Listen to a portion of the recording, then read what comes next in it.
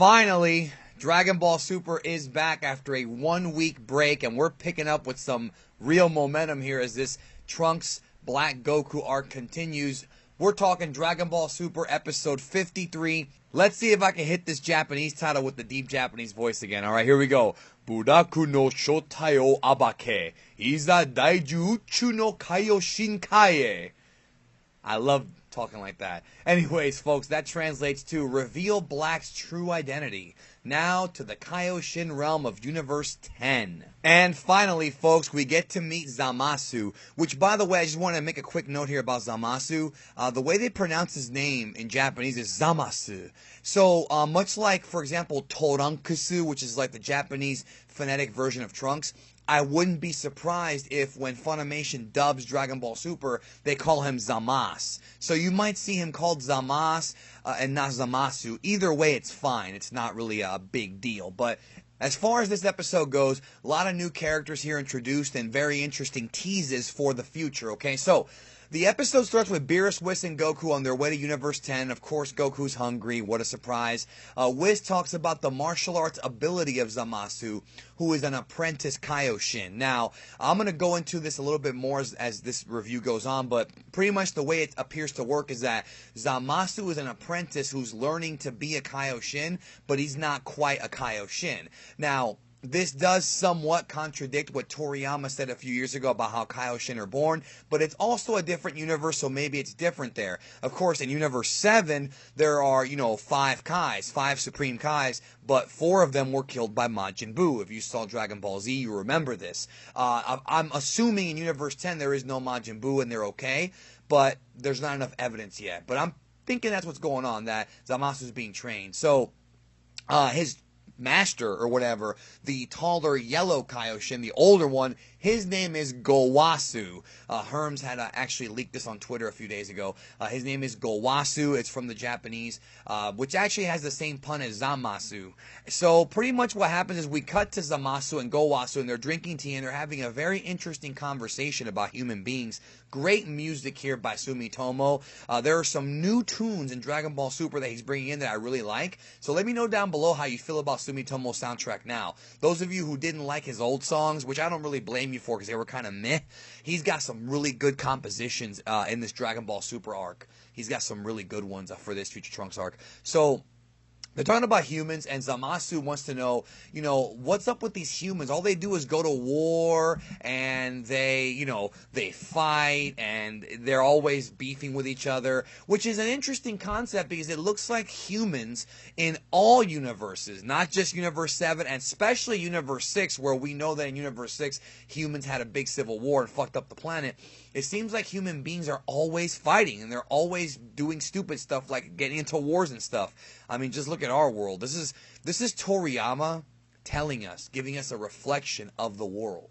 He's not the first one to do it, but it's cool whenever I see that. And of course, Zamasu asks Gowasu if they're really worth protecting, and Zamasu's pretty much like, or Gowasu's pretty much like, well, you're a god, and they are our creatures, so there you go. So it's interesting. He actually, Zamasu talks about how he just wants to destroy them at one point. He's like, they're just annoying me, which again is a hint of things. And Gowasu tells him, we are Kaioshins, which means we are gods of creation. A lot of Dragon Ball fans haven't picked up on this, even though it's been explained before, not only in some of the promotional material, but it's also been explained in Dragon Ball Super. Because people are always asking, what is a god of creation?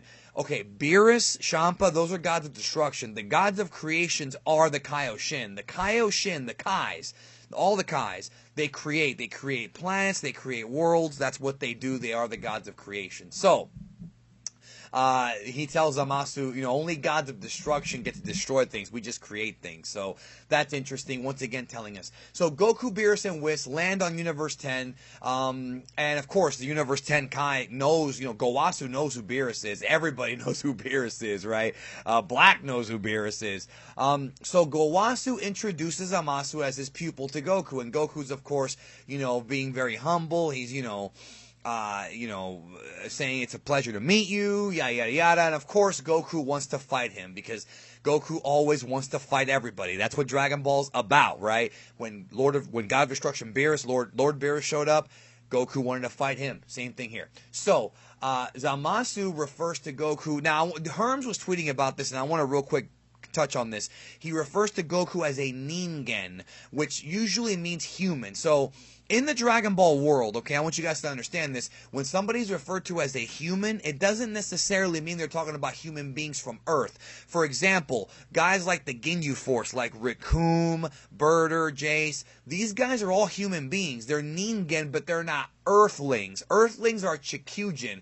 So just remember, in the Dragon Ball world, that if somebody refers to you as a Ningen, it doesn't really mean that you are a Earth human. Also, there's a part in this episode where Goku's referred to as a Saiyajin, but he's still a Ningen. So the best way to describe it in Dragon Ball, this is what Herm said, and I agree with him, is it's mortals. So whenever somebody refers to as Ningen, who kind of look like, they're not Namekians, they're not Saiyajin, even though they both kind of count.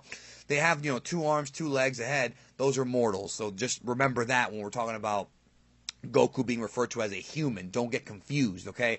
And of course, Zamasu's confused about why fucking Beerus and these gods are hanging out with humans. Like, he doesn't think that gods and humans should interact, which takes me back to freaking Genesis, yo. Like, there's a lot of very interesting themes being thrown in here, and it'll be interesting once Dragon Ball Super's over for me to cover some of this stuff, because a lot of interesting stuff here that Toriyama and Toei's throwing in about this character Zamasu. I'm really liking this arc, yo. It's like so much more advanced than anything we've gotten in Super so far.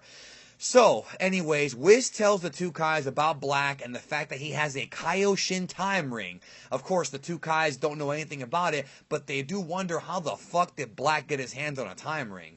Like, that's very weird. And it does make me wonder if the Universe 6 or Universe 7 Kais have time rings. It's implied. We've never seen them, but I wonder if they're going to go talk to him or not. I'm wondering where that story's going. Of course, this irritates Zamasu a little bit. Beerus, of course, tells Goku that if you want to fight, it's going to have to wait. We need to see the time rings. Because Beerus wants to know if all the time rings they have are there. Because, of course, like we talked about, Black and Zamasu have similar keys. So they're thinking that Zamasu might actually be Black. Most of us thought that. They check the time rings to make sure there's none missing, and all the time rings are there.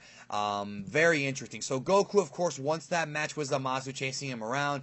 Gowasu then tells Zamasu, okay, go ahead and fight him so you get to know mortals a little bit better and know your limitations. So then Beerus tells Zamasu, you be careful because he's pretty strong and you might die. Of course, Zamasu's shocked because he never thought he'd hear a mortal say that. So that's interesting. Or have that said about immortals, what I meant to say. So when we come back from commercial break, we cut back to Capsule Corp. Trunks and Krillin are there. Trunks wonders why the Universe 10 Kaioshin has the same key as Black. Trunks, of course, is happy to hear that Krillin's married. Krillin's like, oh, I'm married and I have a kid. And Krillin freaks out because he doesn't want to tell him who his wife is. This is one of those things that we've all kind of waited to see, this moment. I did a video called The 10 Things We Want to See from Future Trunks Dragon Ball Super, and in that video I covered this. So 18 walks in and Trunks is completely shocked. He's fighting, he grabs his sword, he's ready for a fight, and it's very interesting. And then Krillin's daughter runs up and he's like, oh shit, they're a family. Like, wait a minute, Krillin married an android, but I hate these things, but I have to accept my prejudice, or I have to let go of my prejudice towards androids and accept this. Trunks is like, what the fuck? It's great moment. It does not compute. Of course, 18 confronts him and he's like, I heard you killed me in your timeline. And she's like, whatever, it's not a big deal. And then we cut to the inside where Bulma and her dad and Maya, Pilaf, and Shu work on the time machine. Trunks goes outside thinking about Black, and we have this really cute moment here where Mai is, following Trunks because she has a crush on him. There's a really funny scene that we thought we'd never see. Of course, Kid Trunks shows up, and he's blushing over Mai, and I do wonder where this very awkward and strange love triangle is going. We got a 30-something-year-old man, we got like a 14-year-old kid, and we have a 40, 50-year-old something woman in the body of a 14-year-old kid. This is weird, yo, but fuck it. It's Dragon Ball, and it's wacky. I don't care. So elsewhere, we go back to Universe 10. Goku powers up. It looks like he's an SS2. Whis explains it's Super Saiyajin, so it's probably just one, but it looks like two. Goku says that he's Beerus' pupil, and then Zamasu's all shocked, but he gets his hands up. Goku comes in with a right hand. Zamasu blocks. Goku goes for a ki blast, but Zamasu blocks it out of the way. He chops it out of the way, and Goku's like, man, that technique is like something that Black did. So Goku hits him with a big jab. Zamasu blocks, but Zamasu, when he blocks the jab, he's shocked at how strong Goku hit him. He's like, whoa, this guy can hit. Goku then senses Black's ki in Zamasu. He's like, wait a minute, these guys have very similar ki, which we all knew. Very weird how this story is going. Very interested. Goku then hits a back roundhouse kick, connects, or he gets blocked, but then he starts to club away on Zamasu, left, right, left. Goku hits a big right hand and knocks down Zamasu. Zamasu cannot believe that there is a freaking mortal that is as strong or stronger than a god. Goku is really impressed because he realizes that Zamasu is way stronger than the Universe 7 Supreme Kai, than Kaioshin, the pink guy. I mean, Kaioshin was always really weak in Dragon Ball Z, compared to, like, you know, Goku, Vegeta, Gohan, those guys. Zamasu does not seem to be that weak. He seems to be a tough guy. So Goku, Beerus, and Whis pretty much, you know, take off. Well, actually, before I get there, there's a really interesting moment where Goku wants to help Zamasu up, and he's like, fuck you, he's about to hit him, but then, his Gowasu's like, yo, chill the fuck out, and then Goku helps him up. So this guy Zamasu's pissed, and we're gonna get to that in a minute. So Goku, Beerus, and Whis leave Universe 10. They talk about some of the similarities between Black and Zamasu, but they can't prove beyond the shadow of a doubt that they are the same person. Beerus, on the other hand, says, well, let's just destroy him before he does something that we might all regret. Now, it looks like they're implying that Zamasu is going to eventually become Black. So maybe Zamasu really is Black. I mean, we don't know. But again, Goku says they can't prove the same person. And Goku even tells Beerus that he seems like a bad guy. Or seems like not a bad guy. He seems like a good guy. So Goku does not think it's actually Black. But it's interesting, though. The story's getting very interesting because it's almost as if they're hinting that Zamasu is Black or that Zamasu will become Black. And maybe Zamasu will become Black and then somehow create a time paradox where he goes into the future. I don't know. There's a lot of stuff that could be talked about here. I'm sure there's going to be tons of speculation. I'm positive. So pretty much what happens is they leave, and then Zamasu and Gowasu are both surprised at the power of Goku. The episode ends very ominously. You can sense that Zamasu's getting really annoyed at Son Goku, and the fact that God status ain't shit compared to some of these really strong mortals.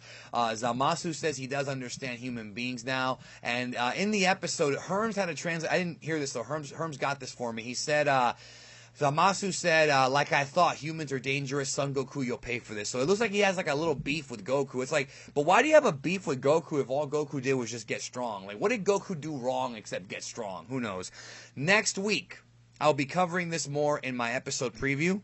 Next week, SS Blue Vegeta will appear again, and he's going to be training Trunks. I'm really excited to see this Vegeta and Trunks character development.